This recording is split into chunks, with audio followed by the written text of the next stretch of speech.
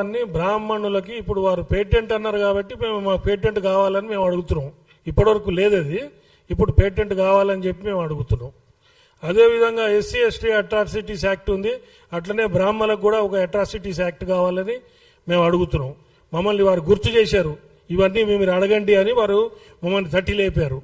అదేవిధంగా ఈ రిజర్వేషన్ వ్యవస్థని మొత్తం తీసేసి ఎవరికి జ్ఞానం ఉంటుంది, ఎవరికి తెలివి ఉంటుందో మీరు పెట్టండి. ఎకనామికలీ బ్యాక్వర్డ్ అనే ఒకటే ఒక రిజర్వేషన్ ఉండాలనేది కూడా మా అందరి డిమాండ్. Thank you. రిజర్వేషన్ వ్యవస్థే తీసేయాలని అంటున్నాం. అంబేద్కర్ గారు 10 ఏళ్ళు ఇచ్చారు, ఇప్పుడు 70 ఏళ్ళు అయింది. వ్యవస్థ తీసేసి ఎవరు కాంపిటీషన్లో ముందరుంటే వాళ్ళకి ఇవ్వండి, ఎకనామికలీ బ్యాక్వర్డ్కి కొంచెం రిజర్వేషన్ పెట్టండి అని అంటున్నాం. ఇప్పుడు వెనకబడిన దాంట్లో బ్రాహ్మణ జాతి ఎక్కువ ఉంది కాబట్టి మాకు కూడా రిజర్వేషన్లు కావాలని అంటున్నాం. ఎందుకన్నామంటే ఆ కంటెక్స్ట్ మీకు చెప్తాను నేను. ఇప్పుడు ధూపదీప నైవేద్యం స్కీము, అర్చకల స్కీమ్లో చాలామంది 26 కులాలు అర్చకత్వంలోకి వచ్చినాయి. వారు అక్కడ రిజర్వేషన్ ఫలాలు అనుభవిస్తున్నారు, ఇక్కడేమో పక్కన శర్మ శాస్త్రి అని పేర్లు పెట్టుకుంటున్నారు.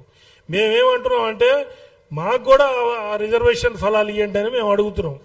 లేదంటే మా వాళ్ళని కూడా ఓసీల్లో కన్వర్ట్ చేయండి అని చెప్పి మేము అడుగుతున్నాం. కృష్ణమాదిగ గారు చేసిన వ్యాఖ్యల్ని యావత్ బ్రాహ్మణ సమాజం తీవ్రంగా ఖండిస్తూ వారికి అవగాహన లేని విషయాలు కొన్ని వారికి మీడియా సమావేశం ద్వారా చెప్పదలుచుకున్నాం. వారు త్రేతాయుగం నాటి చర్చ తీసుకురావటం జరిగింది. రాముడు రావణాసురుడితో యుద్ధం చేసినప్పుడు వానరులు సాయం చేశారు, వానరులు అడవిలో ఉంటారు కాబట్టి వారు ఆదివాసులని. అసలు త్రేతాయుగంలో కుల వ్యవస్థ అనేదే లేదు.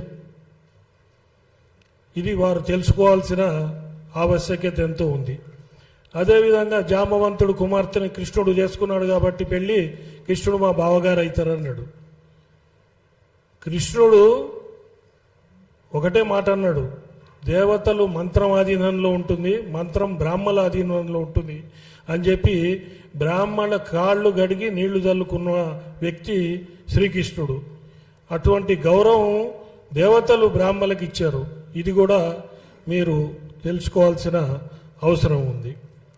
ఇంకొక విషయం, ముఖ్య విషయం నాకు అర్థం కానిది ఏంటంటే, చాలా వివక్షకి గురైన మాదిగ సామాజిక వర్గాల్లో మీరు ఎంఆర్పిఎస్ ద్వారా పోరాటం చేసి మాదిగల గురించి మీ జీవితం అంతా ఉద్యమాలు చేసి, మీ ఉద్యమంలో మీరు చేసే ఉద్యమాల్లో మీరు మా దగ్గరకు వచ్చి మేము మీకు ఆర్థిక సహాయం చేసిన విషయం మర్చిపోయారా అనేది ఒకసారి మిమ్మల్ని మీకు గుర్తు చేస్తున్నాను. అదేవిధంగా మొన్న 1,00,000 డప్పులను పెట్టారు మీరు ఒక ప్రోగ్రాము, దానికి కూడా డప్పులు తీసుకొచ్చి ఇదే ప్రెస్ క్లబ్లో ఇచ్చింది కూడా మా బ్రాహ్మణ ప్రముఖులే మీకు. ఇవన్నీ కూడా మర్చిపోయి బ్రాహ్మణుల మీద దేశ ఇచ్చి మాట్లాడటం మంచిది కాదని మా సలహా. అదేవిధంగా బ్రాహ్మణ సమాజం కూడా 90% ఫైనాన్షియల్గా చాలా ఆర్థికంగా వెనకబడి ఉన్నది. ఇప్పుడు మీరెట్లయితే వెనకబడి ఉన్నారో బ్రాహ్మణ సమాజం కూడా వెనకబడి ఉంది. మనం కలిసి ఆర్థిక పరిస్థితులు బాగున్న వర్గాలతో మనం కలిసి పోట్లాడదామా, లేకపోతే మనం అనుకొని విడిపోదామా? ఇది ఒకసారి మీరు ఆలోచించాలి. ఎందుకంటే బ్రాహ్మణులు జ్ఞానం, ధర్మం, త్యాగం, సేవ, ఈ 4 విషయాల మీదే బ్రాహ్మణ్యం నడుస్తూ ఉంటుంది. వేల ఎకరాలు, వేలాది కోట్లు మొత్తం పోగొట్టుకొని సమాజం కోసం త్యాగం చేసి సేవ చేసి బ్రాహ్మణులు ఉన్నారనే పరిస్థితిని మీరు తెలుసుకోవాల్సిన అవసరం ఉంది. ఇప్పుడు మీరు మాట్లాడిన దాన్ని బట్టి మొన్న సనాతన ధర్మం మీద, హైందవ ధర్మం మీద వ్యతిరేకంగా మాట్లాడినట్టే. రాజ్యాంగాన్ని మారుస్తామంటే రాజ్యాంగేతర శక్తియా మీరు? రాజ్యాంగాన్ని మారుస్తా అన్నారు. అర్చకులకి పూజ చేయటం పేటెంట్ అన్నారు. పేటెంట్ అని మేము ఎప్పుడు అనలే. కానీ ఇప్పుడు బ్రాహ్మణ సమాజంలో, బ్రాహ్మణ్యంలో మేము పేటెంట్ రైట్ కావాలి, మాకు అర్చకత్వం కులవృత్తిగా చెయ్యాలి అని చెప్పేసి మేమందరం డిమాండ్ చేసే పరిస్థితిని మీరు క్రియేట్ చేస్తున్నారు. దేవాదాయ శాఖ, ధర్మాదాయ శాఖలో కూడా అర్చకుల కోసం పరీక్షలు జరిగితే వారు దేవతారాధన, వేదాధ్యయనము, తర్వాత ఆగమ శాస్త్రంలో పట్టు ఉన్న వాళ్ళే అక్కడ సెలెక్ట్ అయ్యి పూజారులుగా ఉంటారు. దానికి బ్రాహ్మలే అటెండ్ కావాలని చెప్పి దేవాదాయ ధర్మాదాయ శాఖ కూడా చెప్పదు. ఎవరికి తెలివి, జ్ఞానము, స్పష్టత, వాక్శుద్ధి ఉంటుందో వాళ్ళు సెలెక్ట్ అయ్యి వస్తారు. మీ ఇంట్లో మంచి అయినా మీ ఇంట్లో చెడైనా కావాల్సింది మేము అన్ని కార్యక్రమాల్లో ఉంటాం. మీతో సహపంక్తి భోజనాలు చేయడానికి రెడీగా ఉన్నాం. అందుకని దయచేసి గౌరవించి బ్రాహ్మణుల్ని కించపరిచే విధంగా మీరు మాట్లాడకూడదు.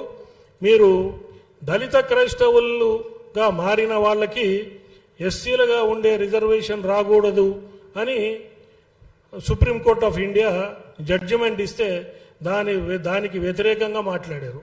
అంటే మీరే మాదిగ వర్గానికి అన్యాయం చేస్తున్నట్టుగా మాట్లాడినట్టు నాకు కనబడ్డది. అదేవిధంగా సనాతన ధర్మం, హైందవ ధర్మము, మీరు ఏ పార్టీ నుంచి అయితే వచ్చారో, ఏ పార్టీ ద్వారా పద్మశ్రీ తెచ్చుకున్నారో ఆ పార్టీకి కూడా మీరు వ్యతిరేకంగా మాట్లాడినట్టుగా నాకు కనబడ్డది. అదేవిధంగా దళిత క్రైస్తవులు వాళ్ళు ఎస్సీల రిజర్వేషన్లు తీసుకుంటున్నారు, బీసీ కింద వస్తారు, బీసీ రిజర్వేషన్లు తీసుకుంటున్నారు. మరి వారు మైనారిటీలుగా ఉండి ఆ రిజర్వేషన్లు కూడా తీసుకుంటున్నారు. అంటే మీరు మీ కుల ద్రోహం చేస్తున్నారు, పార్టీకి ద్రోహం చేస్తున్నారు, అట్లనే బీసీలకు కూడా ద్రోహం చేస్తున్నారు. ఇవి కొంచెం అవగాహన పెట్టుకొని మీరు మాట్లాడితే బాగుంటుంది. అదేవిధంగా ధూపదీప నైవేద్యం స్కీమ్ ఉంది అర్చక వ్యవస్థలో. దాంట్లో మీరు చూస్తే దాదాపుగా 26 కులాలు, ఎస్సీలు, ఎస్టీలు, బీసీలు 26 కులాలు దాంట్లో గ్రామదేవతల పూజలు అవన్నీ చేస్తున్నారు. మీరు అర్చకులు పేటెంట్ రైటు, బ్రాహ్మణులకే పేటెంట్ రైట్ అంటే మరి ఈ విషయం మీకు తెలియదా? లేకపోతే తెలిసే కావాలని మాట్లాడుతున్నారా? దీని వెనక ఏదైనా కుట్ర దాగి ఉందా? ఇవన్నీ కూడా ఆలోచించాల్సిన పరిస్థితి ఈరోజు ఉంది. అదేవిధంగా ఇంతకుముందు ఒక సినిమా యాక్టరు బ్రాహ్మణుల గురించి ఇట్లనే మాట్లాడి ఆయన కూడా పద్మశ్రీ అవార్డు, చివరికి ఆయన పద్మశ్రీ అవార్డు పోయే పరిస్థితి అయ్యి చివరికి క్షమాపణలు చెప్పి చంపలేసుకొని వెనక్కిపోయిన పరిస్థితి మీరు అందరు చూశారు. ఆ పరిస్థితి మీకు రావాలని మేము కోరుకోవట్లేదు. ఇప్పటిదాకా మీరు మాకు సహకారం అందించారు, అట్లనే ఉండాలనేది మా ఆకాంక్ష. అదేవిధంగా మీరు పద్మశ్రీ అవార్డుగా మీరు ఉన్నప్పుడు రాజ్యాంగ వ్యతిరేకంగా మాట్లాడడం తగదు. అదేవిధంగా మీరు ఏదైతే వ్యాఖ్యలు చేశారో ఆ వ్యాఖ్యల్ని దయచేసి పెద్ద మనసుతోని అవగాహన తెచ్చుకొని విషయాలన్నీ ఈ ప్రెస్ మీట్ ద్వారా మీరు ఆ వ్యాఖ్యలు వెనక్కి తీసుకుంటారని చెప్పి మేము ఆశిస్తున్నాం. 2-3 రోజుల్లో వెనక్కి తీసుకుంటే గౌరవించి ఇక్కడ వచ్చిన బ్రాహ్మణ పెద్దలందరూ కూడా వచ్చి మీ దగ్గరకు వచ్చి మిమ్మల్ని సన్మానించుకుంటాం. అదేవిధంగా మీరు వ్యాఖ్యలు వెనక్కి తీసుకోకుండా మొండిగా అవగాహన లేకుండా రాజ్యాంగేతర శక్తిగా మాట్లాడితే మాత్రం బ్రాహ్మణులు ఈరోజు ఐక్యమత్యం వచ్చింది. బ్రాహ్మణ సంఘాలన్నీ కలిసి ఈ భాషను ఒక వ్యవస్థను పెట్టుకున్నాయి. ఇప్పుడు బ్రాహ్మణులు తిరుగుబాటు చేసే స్టేజ్కి వచ్చారు. దయచేసి నిరసన కార్యక్రమాలు ప్రజాస్వామ్యయుతంగా మేము చేయటానికి రెడీగా ఉన్నాం. ఒకవేళ మీరు వ్యాఖ్యలు వెనక్కి తీసుకోకపోతే బ్రాహ్మణులు లోకా సమస్త సుఖినో భవంతు, మీరు 100 ఏళ్ళు బతకండి, సంతోషంగా ఉండండి, దీవించే బ్రాహ్మణ్యంలో ఒక మూలన పరశురాముడి అంశ కూడా ఉంటుంది. ఆ అంశాన్ని బయటికి తీసుకొచ్చి మీ కులము దెబ్బతినుంది, మా కులం దెబ్బతినుంది, మనం పొట్లాడాల్సింది ఎవరితోని అది ఆలోచించుకొని దయచేసి ఈ వ్యాఖ్యలు వెనక్కి తీసుకుంటారని చెప్పి ఈ పత్రికా ముఖంగా నేను మిమ్మల్ని ఒక రకంగా రిక్వెస్ట్ చేస్తూ మీరు మా గౌరవాన్ని మీ గౌరవాన్ని నిలబెడతారని ఆశిస్తూ ముగిస్తున్నాను. జై హింద్.